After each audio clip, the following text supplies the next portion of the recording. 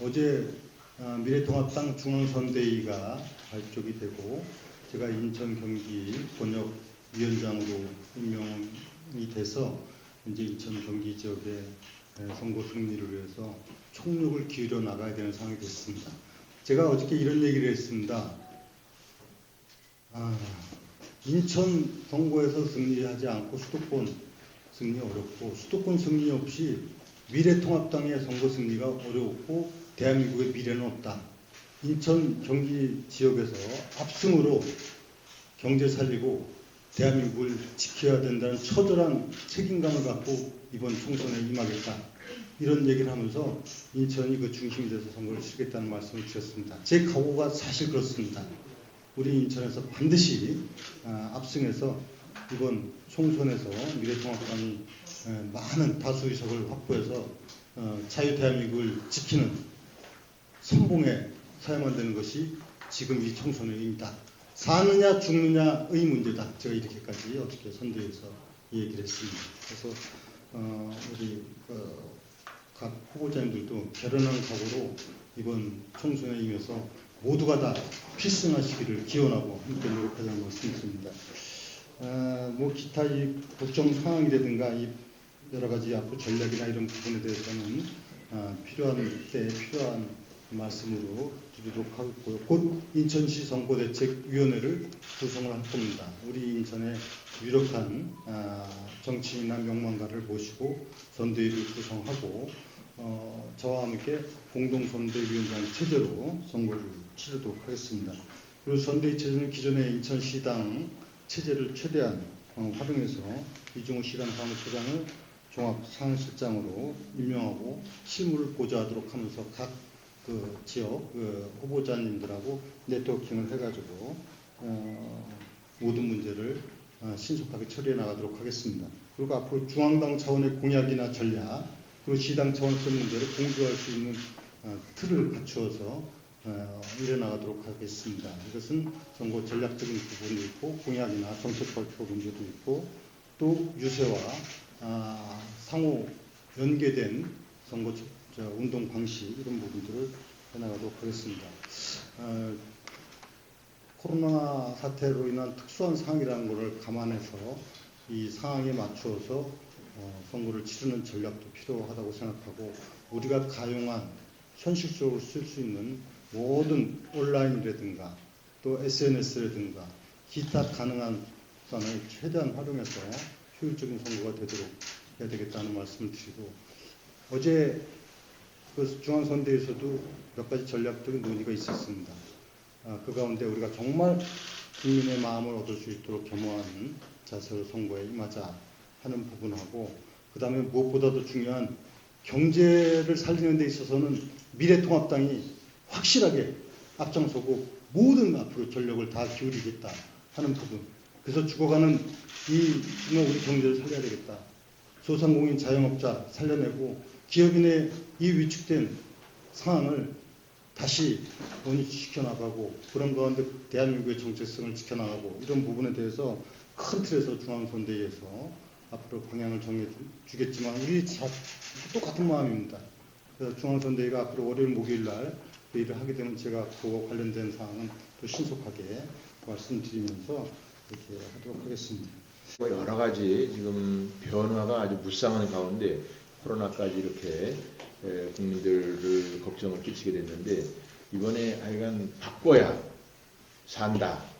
지금 국민 밑바닥에는 그런 생각을 가지고 있는 분들이 많기 때문에 우리가 그런 점을 잘 공유해서 인천 전체가 다 압승이 될 수 있도록 함께 노력하길 바랍니다.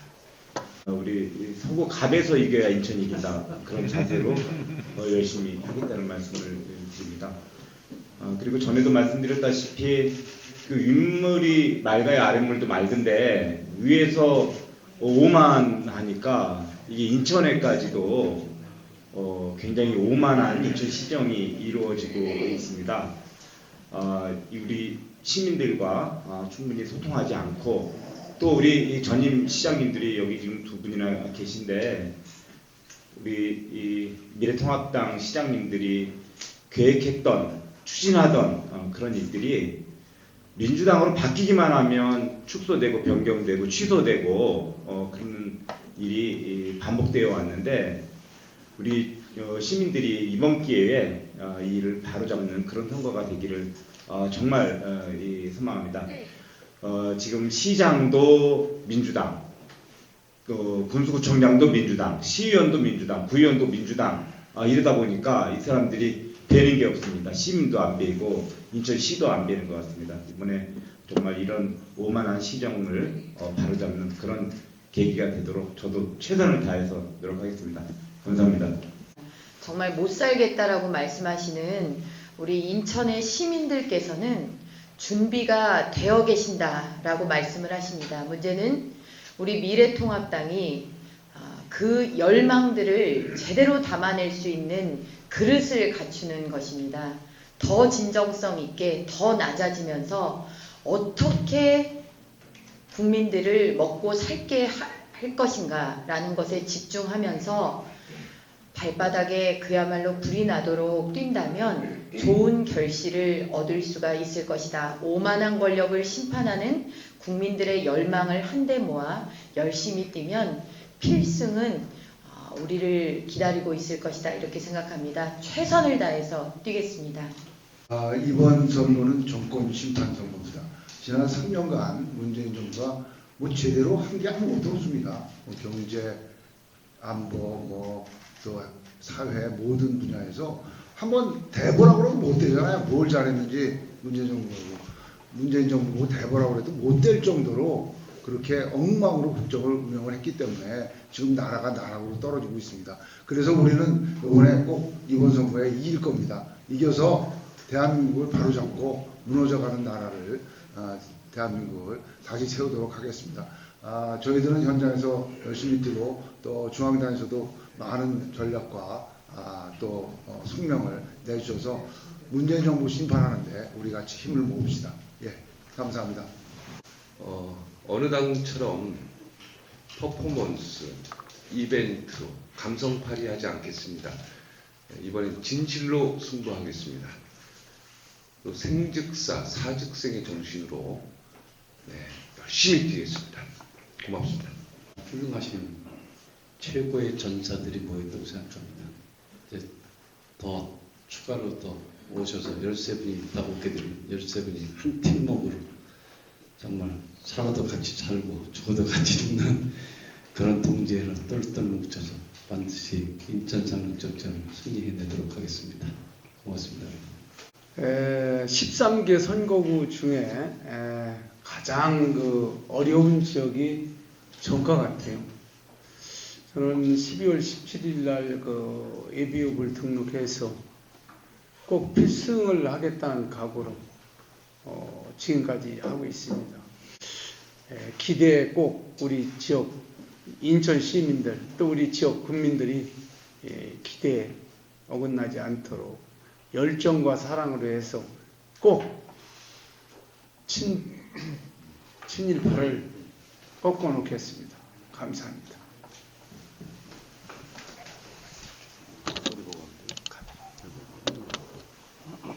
예, 안녕하세요. 계양 갑의 미래통합당 이중재 후보입니다. 저는 요새 이런 생각을 합니다. 우리 정부 수립 이래 지금처럼 상식과 공정함이 처참하게 무너져 내린 적이 있었는가?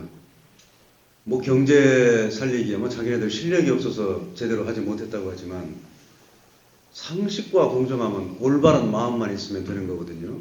그런데 최근에도 보면은 무슨 검찰 소환에 이유 없이 불응하다가 사퇴도 하지 않고 있다가 무슨 열린민주당인지 비례 위성정당의 후보로 공천한 분들의 면면을 보면 지금 제가 말씀드린 건 전 청와대 공직비서관이고요. 그리고 무슨 부동산 투기로 자기네 당에서도 국회의원에 출마하는 게 부적절하다고 한 인물을 비례대표 후보로 공천하는 이런 참 어처구니 없는 일들이 벌어지고 있습니다. 그래서 저는 이거를 한마디로 상식과 공정함이 처참하게 무너져 내렸다. 그리고 저처럼 저는 법률가입니다만은 법률가의 용어로는 민주주의와 법치주의가 철저하게 무너지고 법치주의가 자의적인 인치주의로 지금 바뀌었다. 물론 뭐 인치도 훌륭한 사람이 인치를 하면 되겠습니다만 그게 안 되니까 법치주의가 나온 거거든요. 근데 지금 뭐 형사 기소가 된 사람을 일반 공무원 같으면은 직위 해제하죠. 그런데 그런 사람을 지금 비례대표 국회의원 후보로 공천을 하고 그 시기에 맞춰서 사퇴시키고 참 이런 어처구니 없는 일들이 벌어지고 있습니다. 그래서 저는 지역 주민들에게 이런 나라는 우리 세대는 물론이고 우리의 아들, 딸들에게 결코 물려줄 수 없는 그런 상황이다. 지금 반드시 법률가로서 회복시키겠다. 이런 점을 어필을 해서 반드시 이번 총선에서 승리하도록 하겠습니다. 감사합니다. 코로나19 얘기 좀 하겠습니다. 인천 면적의 70%인 저희 지역구에는 코로나 청정 지역입니다. 강화군에서 현재 발열 체크를 할 만큼 저희가 조심하고 있습니다. 그럼에도 불구하고 지금 문재인 정부에서 잘못됐던 정책이 지금 다시 되풀이되고 있습니다. 모기장을 열고 지금 모기를 잡는 형국인데요. 지금 중구의 여러 시설에 유럽에서 들어온 사람들이 수용되고 있는데 지금 지역 주민이나 관계기관에 전혀 협의가 안 된 상황에서 이렇게 수용되고 있는 상황입니다. 물론 불가피한 상황이 있겠죠. 그러나 출입국 관리국이나 외교부에서 담당해야 될 이런 일들을 우리 주민들이 불안에 떨면서 수용해야 되는지 다시 반문하고 싶고요. 그리고 또 한 가지는 정부에서 이런 어려움을 겪는 국민들을 위해서 이 많은 자금을 투여해 갖고 나눠준다고 그러는데 꼭 그렇게 일률적으로 하는 것도 생각해 볼 수도 있겠지만 지금 자영업자들 힘들고 중소상공인들 힘듭니다. 지난번에 박남춘 시장이 붉은 수돗물 사태 때 이 배상에 대한 보상에 대한 산정 기준을 통해 갖고 선택적으로 그리고 이렇게 보상해 준 예가 있는데 이번 코로나19 사태 때도 그런 성의를 보여서 어려움을 겪는 우리 중소상인들을 위해서 좀 애써 주실 것을 촉구합니다. 감사합니다.